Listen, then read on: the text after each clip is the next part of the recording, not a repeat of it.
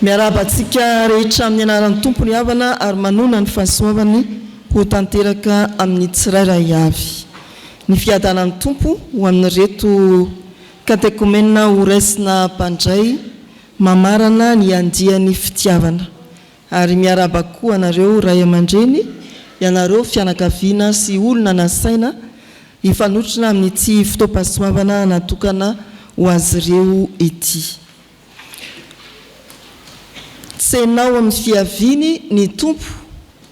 ary amin'ireo perikopa izay novakina tamintsika dia ny Matio 4:20 andininy 2:30 no iarahantsika amin'ity afatr'Andriamanitra ity. Matio 4:20 ny andininy 2:30. Vakina amin'ny anaran'ny tompo zany ry havana manao hoe: ary amin'ny ampaninoana mafy ny trompetra dia niraka ny anjeliny izy, ary angonin'ireo ny olom-boafidy avy amin'ny vazan-tany 4 hatramin'ny faravodilanitra rehetra. Ny fiavian'ny tompo araka ny soratra masina ao amin'ny Baiboly dia misy anankiroa. Ny voalohany dia fiaviana hamonjy izay tsarovantsika isaky ny Krismasy. Efa nitrangy iny faminaniana tanteraka. Jisoa mpamonjy tonga nofo iaramonina amintsika. Fa ny fiaviany faharoa dia fiaviana hitsara. Efa ambaran'ny soratra masina ombenombeny ary lazaina sy ampianarin'ny tompo tantarainy lavabe ato amin'ny Matio 4:20 hitantsika koa amin'ny filazantsara araka ny Marka 7:20 ary lazain'ny Luka ao amin'ny 2:20. Zany hoe tena nataon'ny tompo ho zava-dehibe ny fanambarana ilay fiaviny fanondroany, tsy hamonjy intsony fa hitsara. Ary raha ny faminaniany Zefania izay nivakina tamintsika teo ato amin'ny filazantsara araka ny Matio koa dia azo fitinina amin'izay mety filaza mahazatra eny amin'ny fiarahamonina hoe amin'ny fiaviany fanondroany tsara dia ho avy masika ny tompo. Lehilahy mahery hitomany hoy ny faminaniany Zefania. Tena tsy hisangy intsony ny tompo fa ho avy izy. Raha ny fitantarana eo amin'ny 4:20 andininy 4 hatreo amin'ny 20 dia misy filazana loza samihafa. Izay raha manaraka ny tantaran'izao tontolo izao isika dia saika efa hitantsika avokoa ny amin'izany. Fa eto amin'ity andininy manoloanantsika, perikopa manoloanantsika ety ny andininy 7:20 hatrany amin'ny 2:30 dia misy fanompiana hoe: raha vao afaka ny fahoriana, ny masoandro dia mazinina, ny volana tsy ahazava intsony ary ny kintana iraraka amin'ny tany. Mbola tsy nisy zany, tsy hoe tao anatin'ny 80 taona fotsiny, fa teo amin'ny fiainana izao tontolo izao, teo amin'ny tantaran'izao tontolo izao, tsy mbola hitantsika zany hoe niraraka tamin'ny tany ny kintana. Fa izany no anisan'ny tranga aorian'ireo fahorim-be tany isain'i Jesoa hanamariany ny fahatongavany hitsara. Mety ahatana ny saintsika zany, saingy isariana ny saintsika manokana, lay andininy 2:30 ao anatin'ny fiavian'ny tompo dia mbola misy tsirim-panantenana azo anararaotana ny famonjen'Andriamanitra. Amin'ny fiavian'ny tompo dia mbola misy tsirim-panantenana azo anararaotana ny fotoam-pamonjena. Hoy ny andininy 2:30 ary amin'ny ampaninoana mafy ny trompetra dia niraka ny anjeliny izy, ary anangona ireo olom-boafidiny avy amin'ny vazan-tany 4 hatramin'ny faravodilanitra rehetra. Lazaina ny hoe amin'ny fiavian'ny tompo hitsara izay tsy hisangy fa ho avy tena amin'ny fahasiahany sy ny fahatezerany ny tompo dia mbola miantso ahafahana manararoatra ny fotoam-pamonjena. Ny trompetra ry havana dia fantatry ny jiosy loatra teo amin'ny fiainam-pivavahany. Nampiasaina tao anatin'ny fivavahana jiosy izany atao hoe trompetra izany. Dimy no antony ampiasaina n'ity zava-maneno ity teo amin'ny fivavahana jiosy. Ary izy dia karazany roa ny zava-maneno manampeo manaitra ny ato fanahy fa tsy ny saina fotsiny na ivelambelany. Trompetra dia ampiasain'ny jiosy amin'ny fotoam-pivavahana ka tsofina rehefa tonga ny jobily, izany hoe filazana fanafahana, fanambarana fizarana famelan-keloka. Ny faharoa ny trompetra dia fanambarana fisokafana amin'ny taona vaovao. Ny fahatelo ny trompetra dia filazana antso fiambenana satria mananontany ny fahavalo. Tsofina mafy izy eo araka ny voalaza eto. Ny fahaefatra ny trompetra tamin'ny andro Mosesy dia tsofina ampanenona rehefa hiainga ifindra toby ny zanak'Israely manohy ny diany any anefitra. Ifindretsin-dray tsofina ny trompetra. Ary ny fahadimy farany ny trompetra dia antso fampiomanana famifarana ny andro firavoravona, ary tsy maintsy miomana ny mpivavaka jiosy mba hanao fanatitra miavaka kokoa, hanavao ny fanorantenany miavaka kokoa fa hifarana ny andro firavoravona. Rampitaina amin'izao vanim-potoana iainantsika izao zany ka miteny Jesosy ato amin'ny fanambarany amin'ny fiavian'ny tompo amin'ny ampanenona mafy ny trompetra dia azo lazaina ry havana izao antso izao. Maneno ny trompetra ho avy ny tompo, tsy enao amin'ny fiaviana izy mbola azonao ararotina tsara ny androm-pamonjena. Ny toriteny no endrika ny trompetra, ny fitoriana ny filazantsara ny feon'ny trompetra mbola miantso anao hiomana amin'ny fiavian'ny tompo mba hitsenanao ny fiavian'ny tompo. Ka raha ampanenona ny trompetra dia miantso anao izany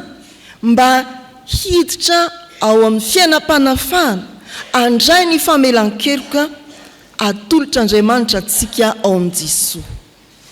Raha ampanenona ny trompetra dia mbola miantso anao ny tompo hiditra amin'ny vanim-potoana ny vaovao dia vanim-potoam-pamonjena. Raha ampanenona ny trompetra ka toriana ny filazantsara, sao variana ianao, miantso anao ny tompo hiambina ahafahanao mitsena ny fiaviany amin'ny fitoniana. Raha ampanenona ny trompetra toriana ny filazantsara ny famonjena, taomina ianao hibebaka mampiomana anao hifindramonina zany. Raha ho avy ny tompo, voalaza ny Tesalonianina 1:4 teo fa tsy mba hialozany odimandry isika fa raha ampanenona kosa ny trompetra, isika izay velona ka mbola mitoetra dia akariny tompo any amin'ny lanitra ho any amin'ny tompo mandrakariva isika. Trompetra fiantsonanao hiomana amin'ny fiavian'ny tompo, hamindra ny toby asinanao dia ilay lanitra vaovao, tany vaovao homan'ny tompo ho antsika. Fa ampanenona koa ny trompetra ka toriana ny filazantsara, hampahafantarana antsika fa efa ho avy ny famaranana ny andro firavoravona. Ny fanompoam-pivavahana tahaka izao dia mitona anao an'olo-tena, fa raha ho avy ny tompo hatreo minitra, segondra sisa no isaina ahafahana manaroatra ny fahatongavana mba hibebahanao, miomana, hifarana, tsy hisy intsony hoe ndeha hivavaka alahady, fa efa tafafindra hiala teto amin'ilay toby feno fahoriana izao tontolo izao isika, ary ingainy tompo ho ao amin'ny mandrak'izainy. araraoty ny fotoana mbola isokafa ny fiangonana iantsonanao anatona ka hibebaka andray ny famelan-keloka anatona ka hiditra amin'ny vanim-potoana vaovao ny vanim-potoana ny famonjena anatona ka hiomana toy ny miaramila ny Kristy hiambina tsara hitsena ny fiavian'ny tompo aranaoto mbola isokafa ny fiangonana andrenesanao toriteny mampiomana anao fa tsy eto no honenanao fa ho milanitra vaovao sy tany vaovao araraoty ny fisokafan'ny fiangonana hitoriana ny teny hitsofana trompetra afanao mifototra amin'ny fanoratena marina miavao amin'ny fanoratena ry havana betsaka ny karazany zava-maneno na feonkira momban'ny tonony sy ny sary izay miantso antsika amin'ny karazany zavatra samihafa eto amin'izao tontolo izao izay akaiky atsika angamba dia ny hoe ny trompetra na ny fiantsona mahadidina ny fifidianana eto amin'ny tany sy ny firenena na ho amin'ny fiantsona fahamarinana dia misy tononkira tandrify an'izany foronony ny mpanakanto na ho amin'izay fironana ho amin'ny fifidianana dia misy tandrify izany mahavariana mihitsy ny fahaizan'ny mpanakanto fiantsona manodidina ny fifidianana fa ny trompetra izay ambarany fiangonana kosa izay tsofo ny fiangonana mafy dia mafy ankehitriny amin'izao andro mantompotra ny fiavian'ny tompo izao dia trompetra miantso anao an'olon-tena trompetra miantso anao hivavaka trompetra miantso anao ho tsara homana hiditra amin'ny famonjena sy ny tany vaovao lanitra vaovao trompetra miantso ny savidinao ho an'ilay mpanjaka ny mpanjaka anavozanao ny fanoratenanao mbola fanaraotra riavana izao vanim-potoana izao raha mitsoka ny trompetra ny fiangonana avaozy ny fanoratenantsika ny faharoa dia voalaza hoe ampanenona ny trompetra dia niraka ny anjeriny ny tompo ary angonon'ireo ny olom-boafidy avy amin'ny vazatany efatra sy hatramin'ny faravodilanitra na iza ary na ny amin'ny faravodilanitra vavaratra ianao na atsimo ianao na andrefana ianao na atsinanina ianao dia ho jeren'Andriamanitra manokana rehefa namaly ny antsony ery amin'ny andininy faharoa amby roapolo dia fantaratra izany fitsinjovana manokana izany Mateo 7:20 andininy faharoa amby roapolo dia misy teny mivaky toy izao manao hoe amin'ny anaran'i Jesosy ary raha tsy efa no afoezina izany andro izany dia tsy nisy nofo hovonjena fa noho ny olom-boafidy dia ho afoezina izany andro izany ay amin'ny fiavian'ny tompo dia hisy fijerena manokana izay namaly ny antson'ny tompo ho avahan'ny tompo tsy ho very ianao fa angonina aniraka ny anjeliny izy anatanteraka izany ho jerena manokana ny olom-boafidy fiantsona manavaka teo ny dia ny daolobe fa izao indray antsona ny olom-boafidy angonina ny olom-boafidy dia manondro indrindra antsika kristianina izany riavana antsika izay efa tena nanaiky any Jesosy Kristy ho tompo sy mpamonjy hay amin'ny andro hiavian'ny tompo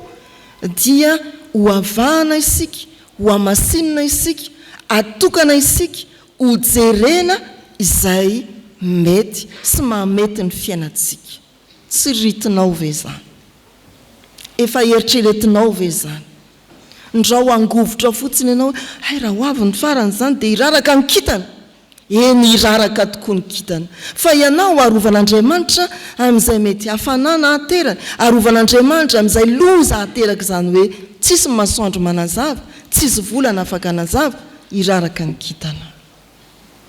azonao antsaina ve ny tompontsoana izany atao hoe kristianina olom-boafidin'Andriamanitra ho avy ny loza fa ianao voarakotra eo ambany elatr'Andriamanitra ianao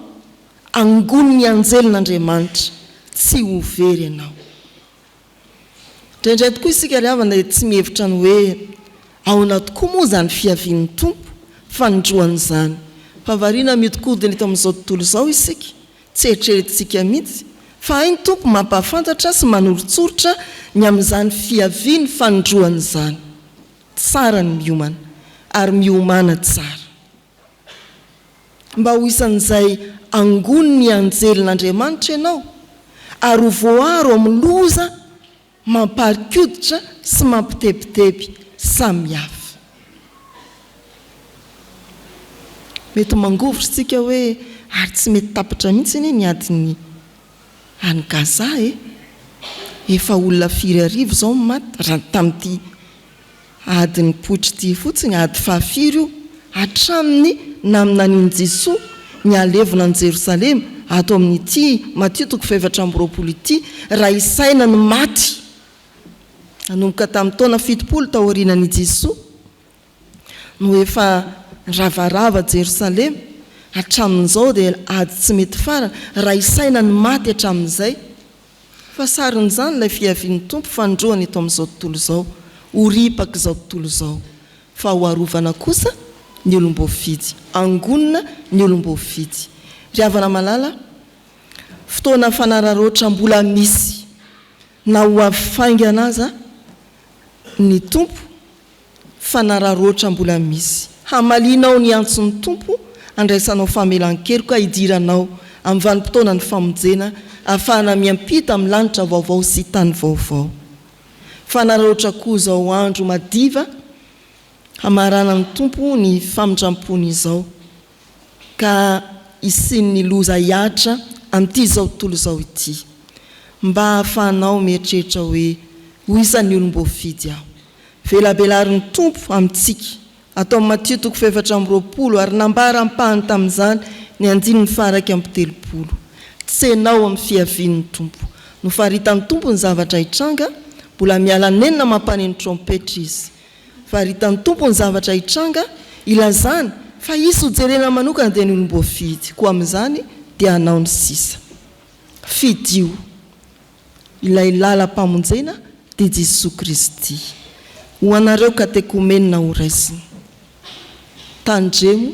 azadonoina ny manamarina ny famalinao ny antson'Andriamanitra amin'ity ity ka tena anaiky tokoa an Jesosy Kristy ho tompo sy mpamonjy ianao hatoky ny famelan-keloka izay nomeny dia ho tafiditra amin'ireo andiany tsy fitiavana ihany fa andiany voafidy isan'izay angony ny anjely raha ho avy Jesosy Kristy ho an'Andriamanitra ny voninahitra amen.